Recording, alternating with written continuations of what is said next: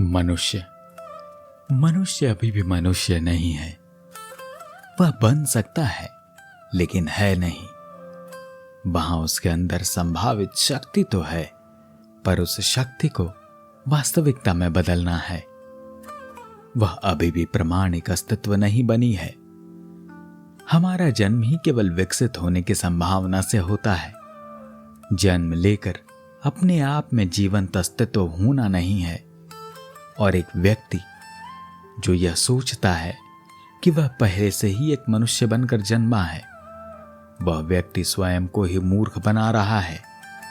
यह वही मौलिक भूल है, यह सोचना कि तुम पहले से ही वह हो जो हो सकते थे।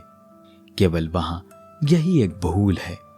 जीवंत अस्तित्व की ही खोज करनी है, उसे सृजित करना है और उसका अनुभव करना है। यदि तुम उसे समझकर उसका अनुभव नहीं करते तो तुम अधिक अथवा कम एक मशीन ही बने रहोगे। सूफी धर्म के मौलिक सिद्धांतों में यही एक बात है कि मनुष्य जिस तरह जी रहा है वह एक मशीन है, एक यंत्र है। यह यंत्र अपने को चेतन होने का विश्वास दिलाते हुए स्वयं को ही धोखा देता रहा है। चैतन्य होना एक वायदा है, लेकिन एक व्यक्ति को उसे खोजना है।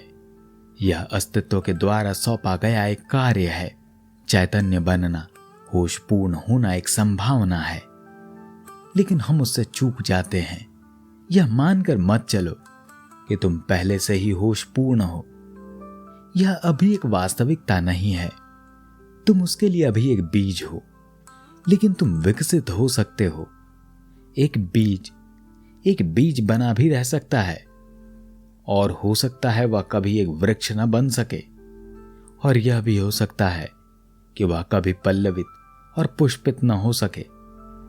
यह वह भी हो सकता है कि वह कभी भी संसार को सुवासित करने में संपूर्ण न हो। और यह भी हो सकता है कि वह कभी भी अपने आप को परमात्मा को अर्पित करने में समर्थ न हो सके। और उसकी संभावना भी अस्तित्व में है। और कभी यह भूलना मत कि अधिकतर लोग इतने चूक जाते हैं और बहुत थोड़े से लोग ही पहुंच पाते हैं। मनुष्य होना एक आश्वासन या वायदा है। मनुष्य होना एक साहसिक कार्य है। जैसा होता है मनुष्य वैसा अभी नहीं है। यह बात उत्कंठा उत्पन्न करती है। गलत किस्म के लोगों में यह बात व्यग्रता उत्पन्न करती है, लेकिन ठीक और प्रमाणित लोगों के अंदर यह प्रसन्नता उत्पन्न करती है। मैं किन लोगों को ठीक तरह का व्यक्ति और किन लोगों को गलत तरह के व्यक्ति कहता हूं? कायर लोग गलत तरह के व्यक्ति हैं। कायर लोगों के अंदर ही व्याग्रता का जन्म होता है। साहसिक और अज्ञात यात्रा पर जाने के विचार मात्र से कायर व्यक्ति कांपने लगता है। उसकी सांसें रुक जाती है, उसका हृदय धड़कना बंद कर देता है। वह इस चुनौतियों और पुकार के प्रति वज्र बहरा बन जाता है। यह चुनौती उसके लिए दुश्मन बन जाती है। वह उसके विरुद्ध रक्षात्मक बन जाता है। और इस तरह के प्रमाणित व्यक्ति को मैं साहसी कहता हूं। उसके लिए कोई व्यग्रता नहीं होती। यह एक रोमांच होता है, एक चुनौती और एक साहसिक कृत्य होता है। परमात्मा ने उसे आगे बढ़ने के लिए पुकारा है। वह आगे बढ़ना शुरू करता है। वह खोजने और तलाश करने में आगे कदम उठाता है। यदि तुम खोजते हो तभी उसे पाने की संभावना है। यदि तुम उसे नहीं खोजते तो वहां कोई संभावना ही नहीं है। यदि तुम आगे बढ़ना शुरू करते हो तो किसी न किसी दिन तुम सागर तक पहुंच ही जाओगे, जैसे प्रत्येक नदी पहुंचती है। लेकिन तुम आगे बढ़ने, सक्रिय होने और जीवन में होने वाले परिवर्तन बनकर रह जाते हो। धीमे धीमे तुम मरते जाते हो।